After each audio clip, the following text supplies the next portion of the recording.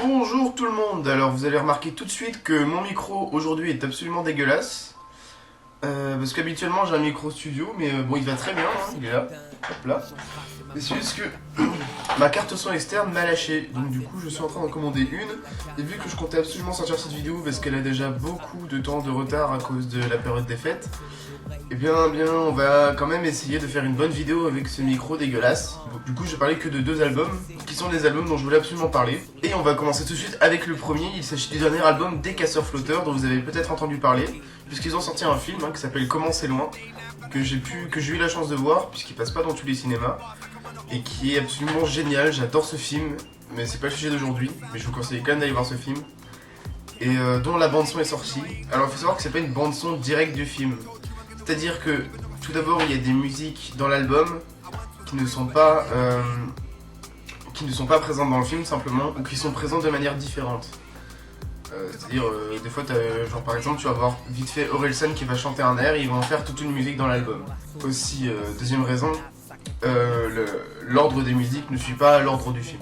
Par exemple la musique que vous connaissez peut-être, qui est le dernier single des Casseurs Flotteurs, à l'heure où je me couche, et bien dans le film elle apparaît au générique et dans l'album c'est la troisième piste. Donc en fait cet album est plus un album studio dans le premier sens du terme qu'une bande son de film. C'est vraiment à considérer comme le deuxième opus des Casseurs Flotteurs après leur premier album qui était Orelsan et Gringe sont les Casseurs Flotteurs. C'est un nom un peu long mais finalement tout le monde dit l'album des Casseurs Flotteurs. Alors on va faire un petit retour sur la carrière d'Orelsan et Gringe. Alors Orelsan il avait fait après une longue période d'introduction finalement, la période internet on va dire, où il faisait des musiques plutôt humoristiques, dont la plupart sont relativement mauvaises en termes d'instrumental. Il a sorti un premier album qui était Perdu d'avance.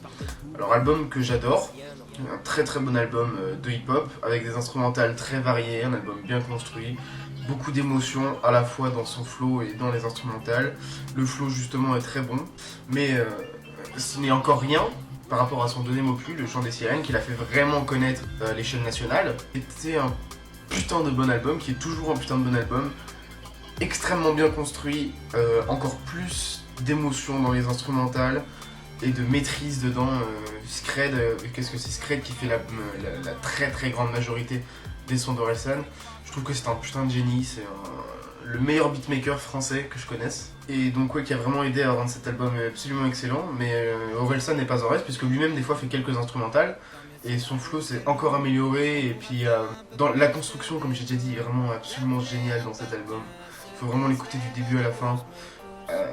Une dimension qu'il n'y avait pas vraiment dans Perdu d'avance. Après, 2 ans plus tard, ce qui fait quelque chose tous les 2 ans on dirait, alors il y a les Casseurs Flotteurs. Alors Orelsan et Gringe sur les Casseurs Flotteurs, un album qui est un petit peu moins marquant, mais qui est quand même très bien construit, qui est un album qui raconte une histoire, dans le sens littéral, pas directement musical. C'est un album avec un certain côté livre audio, quoi, inspiré des buddy movies, comme l'a dit Orelsan.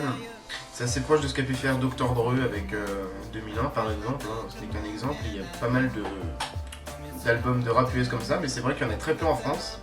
D'ailleurs c'est le seul que je connaisse en fait, qui raconte comme ça une histoire de potes, mais qui se la joue pas gangster du tout. Là, justement, si vous connaissez les personnages d'Orelsan et de Gringe, ils se la jouent branleurs en fait on va dire, un peu geek, branleur, je m'en foutiste, nihiliste, etc. Tout ce que vous voulez. Et donc ouais, cet album avait des sons très originaux, très sympas, mais il y en a qui étaient un petit peu moins marquants, c'est vrai, il faut le dire. Mais là ils reviennent avec donc Comment c'est loin, donc on y vient. Alors Comment c'est loin, je sais pas trop par où commencer.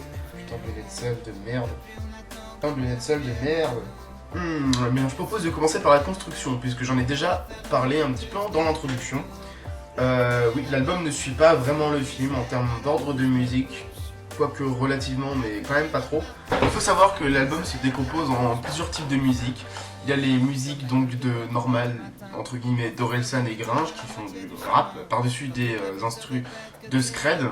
Il y a il me semble 2 musiques qui ne sont pas rappées par Orelsan et Gringe et qui ont quand même des vocaux, c'est-à-dire les musiques Xavier et Au bout du compte. Donc Xavier est chanté ou rappé, c'est un peu bizarre, par un pote des Casseurs Flotteurs, qui est donc Claude dans le film, si vous connaissez, et qui apparaît déjà dès le premier album des Casseurs Flotteurs. Et il y a également Akhenaton. Alors Akhenaton, si vous ne connaissez pas, c'est pas le leader, mais c'est une des grandes têtes d'IAM, qui est ce groupe mythique de hip-hop français, francophone, qui ont fait cet album ultra culte qui est L'école du micro d'argent. Il y a donc une musique rappée par Akhenaton et un certain Wiley qui a une espèce de flow de dancehall dedans et qui rappe en anglais. Et enfin, il y a un dernier type de musique, c'est les musiques instrumentales simplement qui font office de transition. Alors elles sont au nombre de 5, dont une musique d'intro, une musique d'outro, ce qui nous laisse 3 musiques de transition de milieu d'album. Que dire de ces musiques? Parce que c'est plutôt très intéressant. C'est presque la particularité de cet album. Je veux dire tout de suite, cet album est extrêmement bien construit. C'est l'album le mieux construit, aussi bien construit que Le Chant des Sirènes, ce qui n'est pas rien. Alors les instrumentales de Scred, donc, ce sont des instrumentales de hip-hop, sans surprise, mais qui ne sont pas dans un style ultra entraînant comme pourrait le faire Grammatic, Pretty Lights, Nujabes, voilà. Ce sont plutôt des instrumentales qui en termes d'émotion vont aller très bien avec l'album et le film, qui vont avoir un ton légèrement négatif mais un peu tranquille. Ces instrumentales font un fil rouge excellent à l'album parce que par exemple dans l'intro on a un thème qui fait ta ta ta ta ta, bref un truc comme ça. Dans une autre musique de transition plus tard, on va avoir ce même thème qui va être répété mais qui va être descendu en pitch, genre sous une autre gamme, ce qui est très intéressant parce qu'en gros ça marque que c'est le même thème, que c'est la même chose mais pas avec la même émotion tout à fait. Et ça c'est vraiment quelque chose qui musicalement est super bien et qu'on n'avait pas que je connais pas d'ailleurs dans d'autres albums de hip-hop vraiment je crois, hein, un espèce de fil rouge marqué avec des instrumentales de hip-hop, je connaissais pas ça et c'est vraiment super bien. Ça marque vraiment, ça donne vraiment une personnalité à l'album. Donc Scred a vraiment fait un boulot de ouf dans cet album. Voilà, donc ouais, donc comme je disais, ces instrumentales sont à peu près dans le même style et tout ça, à l'exception de l'outro qui a des influences de trap mais qui n'a pas du tout le BPM adapté. C'est un mélange de old school et de trap musicalement et elle a une émotion beaucoup plus grave et elle va donc terminer l'album sous une note un peu négative comme ça. Et voilà, c'est un peu l'exception.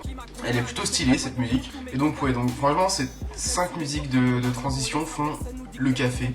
C'est génial, ça donne vraiment sa grande personnalité à l'album. J'ai pas parlé de ce que vous attendez donc, hein, c'est les musiques des Casseurs.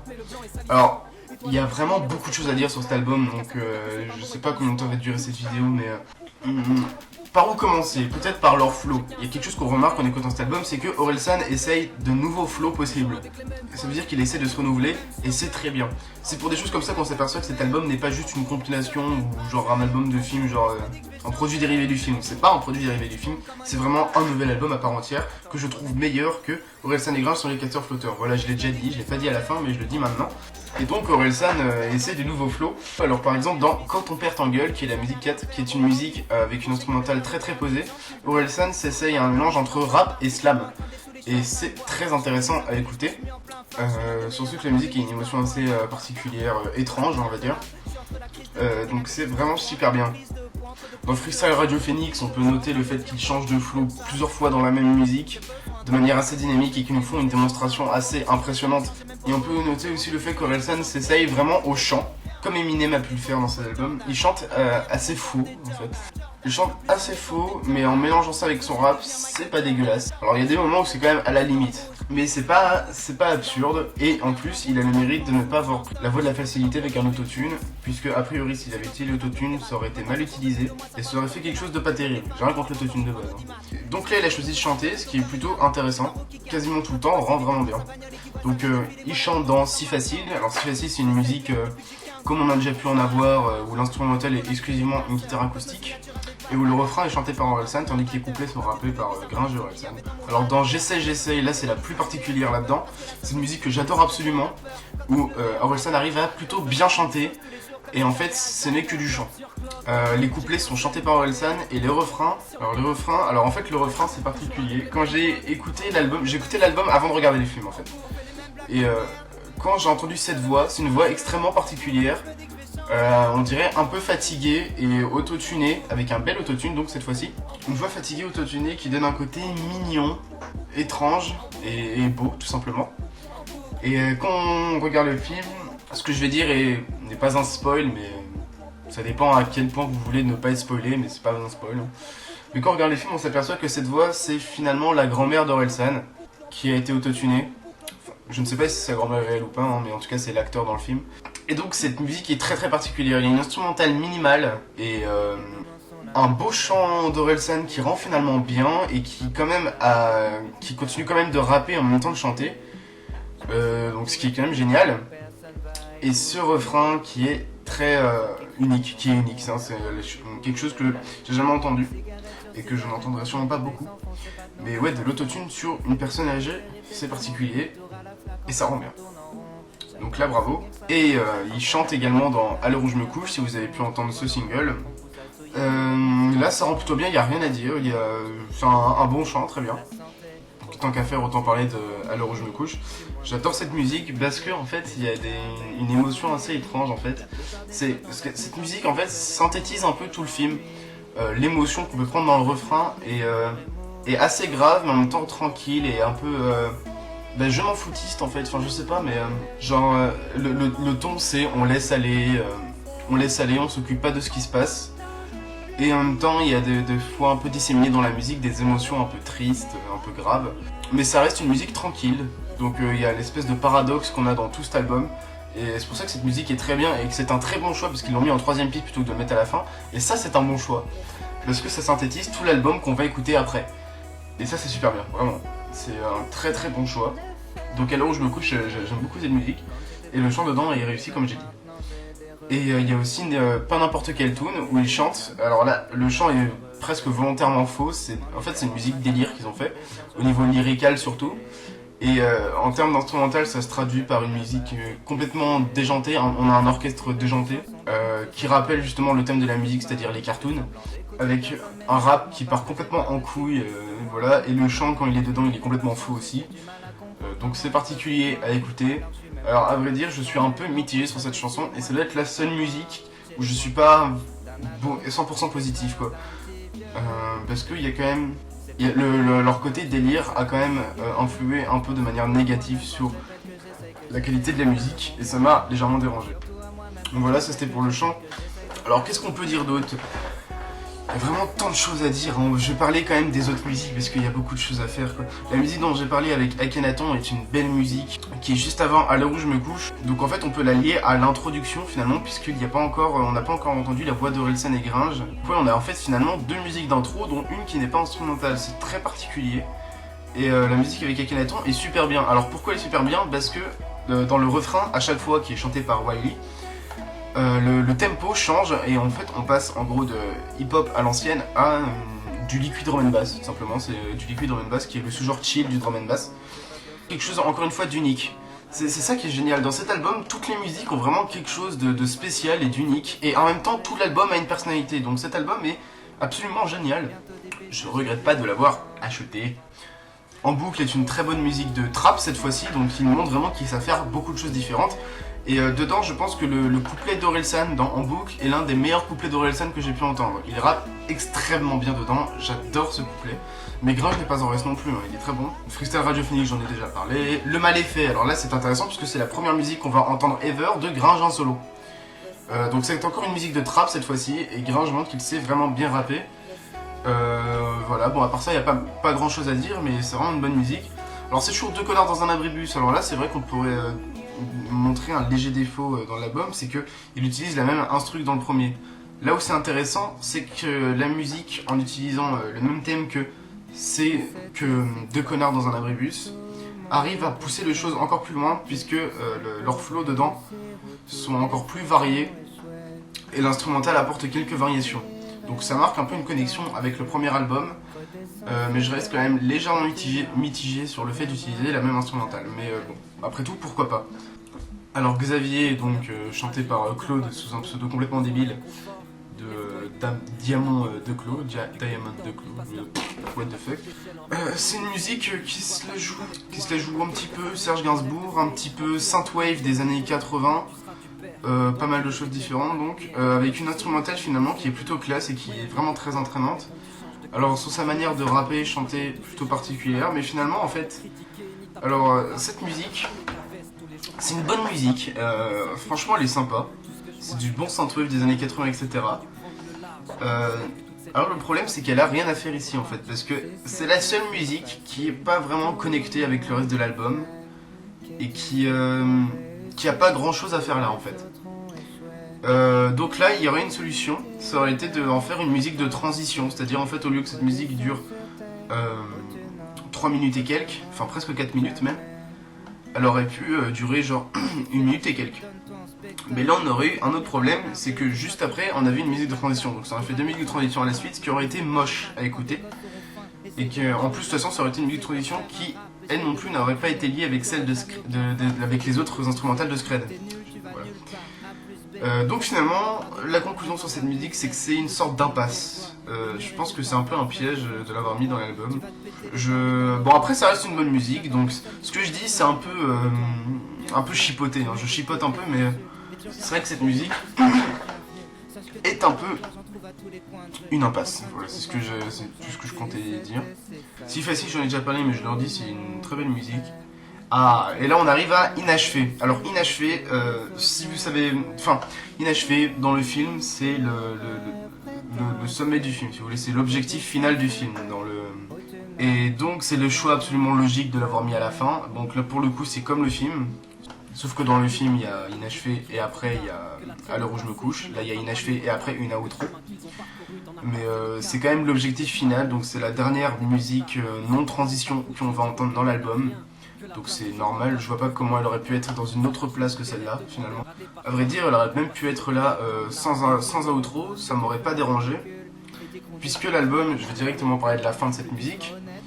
La musique se termine de manière très sec, qui n'est pas sans rappeler Demain c'est loin, et Demain c'est loin n'est pas sans rappeler Comment c'est loin.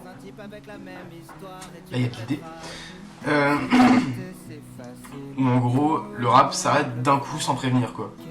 Et dans l'école du micro d'argent, qui est donc le fameux album d'IAM dont j'ai parlé, tout l'album s'arrête comme ça sur je pense pas à demain parce que demain c'est loin et poum, gros blanc.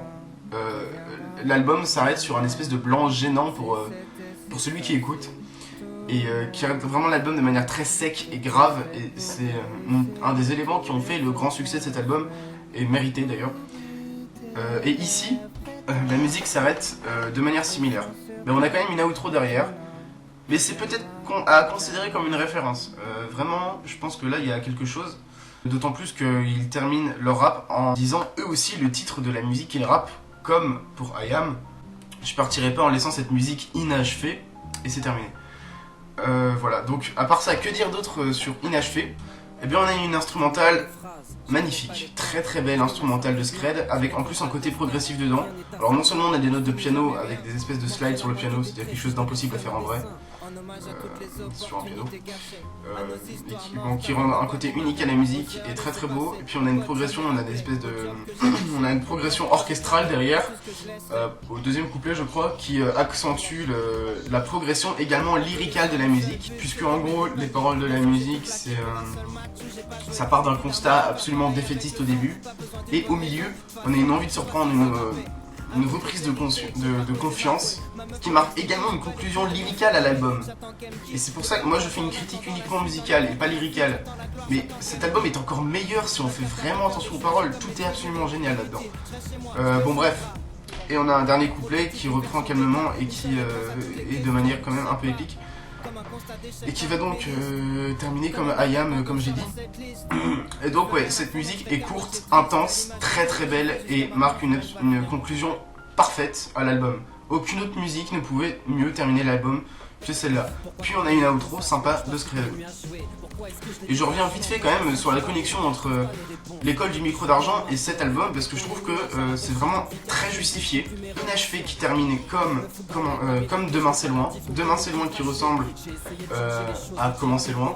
D'ailleurs j'ai fait plein de fois le lapsus, c'était très chiant. Et on peut aussi noter le fait que Akhenaton a une musique à lui dans l'album et au début, c'est-à-dire qui va exposer l'album. Donc je pense pense que tout ça n'est pas un hasard et qu'il y a vraiment une connexion à faire. Alors voilà, j'ai fait une putain de grosse review énorme sur Comment c'est loin. Mais cet album est très très très bon. Plus je l'écoute, plus je l'aime. Enfin, plus je l'écoute, plus je découvre des choses. Cet album a tout. Déjà, c'est l'album... c'est sûrement l'album le mieux construit dans lequel apparaît Orelsan, aussi bien au moins que Le Chant des Sirènes. Merci donc beaucoup à Scred. C'est un album avec des instrumentales magnifiques. C'est un album avec des flows originaux et où ils se sont beaucoup améliorés, aussi bien Orelsan que Gringe. Le chant d'Orelsan et les démonstrations de flow de Orelsan et Gringe, donc entre autres dans Quand ton père t'engueule et Freestyle Radio Phoenix, la musique solo de Gringe, tout ça. Et voilà, tout simplement. Alors après, quelques petits défauts, faut pas nier. Tiens, je m'aperçois à ce stade de la revue que j'ai oublié de parler de Wonder Cash, qui est une musique de transition rappée. Ça aussi c'est intéressant. En gros, on a 6 musiques de transition dont une rappée. Voilà, j'ai oublié de le dire. Ce qui montre encore une fois à quel point l'album est bien construit. Et en plus, ils apportent encore une fois quelque chose d'original, puisque l'instru c'est de la house. Et il rappe par-dessus. Donc, voilà, bien joué. Et donc, bon, voilà, je pense que c'est l'heure d'apporter une conclusion quand même à ça. Album absolument excellent. Un des albums de hip-hop de l'année 2015. Un des meilleurs. Il est pas si loin que ça derrière Pimp a Butterfly de Kendrick Lamar. Et il est au même niveau que beaucoup de très bons albums de rap. Voilà. Alors à ce stade de la vidéo, je m'aperçois que j'ai quand même beaucoup parlé des casseurs flotteurs et de Comment c'est loin. Mais il y a quand même eu un autre événement en ce mois de décembre 2015. Il y a eu Comment c'est loin comme film, mais il y a eu un autre film.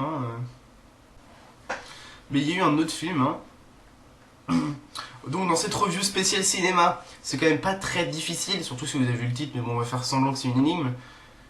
C'est pas très difficile de deviner quelle autre grosse sortie il y a eu en décembre. Oui, bon, tout le monde sait que c'est Star Wars, voilà, ça sert à rien de le cacher. Donc, Star Wars épisode 7, The Force Awakens, film que j'ai bien aimé perso, malgré toute la vague de hate qu'il y a eu sur ce film. Mais c'est pas le débat, je ne me prétends pas du tout cinéphile. Mais j'ai beaucoup aimé le film, voilà, c'est tout. Mais surtout, la bande-son est signée un très grand compositeur de musique classique, John Williams, qui a bien sûr, signé les musiques des 6 autres épisodes de Star Wars. Donc John Williams, c'est très grand compositeur, qui est connu grâce à Star Wars pour son style musical désordonné, chaotique, mais pourtant très bien maîtrisé. Évidemment, on peut se douter que toute cette folie dans l'orchestre n'est pas là pour rien, et qu'il y a bien quelqu'un qui a ordonné ça derrière. J'ai justement vu une vidéo hier sur toute la bande son de Star Wars, des Star Wars par John Williams, que je vous invite à aller voir, et qui va vous en apprendre beaucoup plus sur l'aspect technique de la musique classique de John Williams. On y parle entre autres du ternaire, chose qu'on retrouve beaucoup aussi dans le trap, etc. Enfin bref, cette vidéo je l'ai trouvée très intéressante et je vous invite à aller voir. Ça va vraiment parler d'un aspect plus technique que moi, où ici je vais plus parler déjà d'un seul album en particulier, puisque je vais parler de The Force Awakens. Et on va parler de... Déjà je vais pas en parler beaucoup puisque cette vidéo est beaucoup trop longue. Et ça va prendre 3 ans à upload. Mais il y a quand même quelque chose à dire que je tenais à dire. Donc tout d'abord, tout ce qui est positif dans cet album, eh bien c'est la maîtrise en elle-même. Je veux dire, John Williams n'a pas vieilli. On a un orchestre complètement fou, une complexité très grande. C'est rare d'entendre une si grande complexité dans de la musique classique, surtout dans une musique classique aussi émotive. C'est-à-dire, par exemple, moi je suis un très grand fan de Tchaïkovski. Alors dans Tchaïkovski il y a beaucoup de complexité, mais c'est pas chaotique, il n'y a pas tant de choses à entendre à la seconde que ça. Déjà pour une raison très simple, c'est que le rythme est plus lent dans Tchaïkovski, normal. Mais donc oui, c'est juste un peu pour comparer parce que bon, dans les deux cas on a de la musique classique très émouvante, etc. Et qui ne se fait pas complexe au premier abord. Enfin, je sais. Et donc, oui, donc la musique de John Williams, avec beaucoup de procédés que vous allez voir dans la vidéo que j'ai linkée, arrive à avoir une musique complexe et qui donne une impression de désordonné, alors qu'en fait, pas du tout. Tout est prévu, tout est excellemment bien lié avec les scènes du film. Voilà, donc ça c'est pour la maîtrise, la complexité en elle-même. On a toujours cette puissance, la puissance typique de John Williams. Voilà, ça n'a pas changé. C'est toujours un très très bon compositeur de musique classique. Alors là par contre il y a des choses qui ont changé et qui sont directement liées au film. Alors à vrai dire, j'ai pas vraiment pensé à ça, je sais pas si je vais spoil, mais je pense pas. De toute façon si je spoil ce sera des très légers trucs. Bon, je vous conseille quand même d'avoir vu Star Wars avant de regarder cette vidéo, mais bon là je pense, on est le 11 janvier, je pense que tout le monde a vu Star Wars 7 maintenant. Que dire donc? Alors il faut savoir que dans le film, à partir du 7, nous n'avons plus de Sith à proprement parler, on a des méchants etc, mais nous n'avons plus l'Empire, nous n'avons plus Dark Vador. Alors pourquoi ça c'est important? Eh bien parce que dans l'épisode 1 à 6, en tout cas 4 à 6 et 1 à 3 si je me trompe pas, mais j'ai peur de dire une bêtise, on a un thème très très connu que vous connaissez qui est tin tin tin tin tin tin tin tin tin. Je pense que voilà, juste en chantant ça, même faux, vous savez d'où ça vient. C'est comme si je disais ta ta ta ta ta. Vous savez d'où ça vient. Ce sont des thèmes simples, mais qui tout de suite font connexion dans votre cerveau et que vous associez à une idée. Et c'est ça la capacité de John Williams, c'est qu'il a réussi à trouver des thèmes parfaits pour illustrer ce qu'il voulait dire, et qui marquent des leitmotivs dans les précédents albums, dans les précédentes bandes son des autres films Star Wars. Alors qu'est-ce qu'un leitmotiv? C'est pas un fil rouge, parce qu'un fil rouge c'est pas forcément un thème, mais en gros c'est un thème récurrent qui va apporter qui va améliorer la construction d'un album et souvent d'une bande son. Mais les bandes son sont des albums de toute façon. Donc voilà, la musique de l'Empire est un très très bon exemple, puisqu'en gros il va faire des connexions dans les moments de l'album avec ce même thème et qui pourtant vont être joués de manière différente. Ce n'est pas une musique copier-coller, c'est un thème. Et c'est comme un mouvement en musique classique, puisque c'est de la musique classique. Un thème, c'est le thème principal, et après variation, variation, variation, variation. On le joue de plein de manières différentes. Et c'est ça la grande capacité d'un bon compositeur. Et voilà. Mais donc là justement dans Star Wars 7 nous n'avons pas l'Empire. Et en fait nous n'avons pas de leitmotiv. Alors peut-être qu'il y a des thèmes comme celui de Snoke qui sont assez reconnaissables, qui vont réapparaître dans les albums futurs, dans les Star Wars 8 et 9. Mais dans cet album là, puisque c'est ça qui nous concerne finalement, il n'y a pas vraiment de leitmotiv. Et s'il y en a, c'est beaucoup moins marquant que les autres d'avant. Désolé pour ça. C'est moi. Et donc ça c'est un peu dommage parce que du coup la construction de l'album est un peu en deçà des autres. Mais on a quelques trucs de nouveau essayés, on a plus de chœurs d'utiliser qu'avant, c'est assez sympa. Et sinon au niveau de la mélodie, j'ai beaucoup aimé tous les thèmes se rapprochant plus ou moins à Rey. J'ai bien aimé les premiers thèmes de la planète Jakku là. La musique de Scavenger qui est la deuxième piste seulement. J'ai trouvé cette musique très très bien et très belle.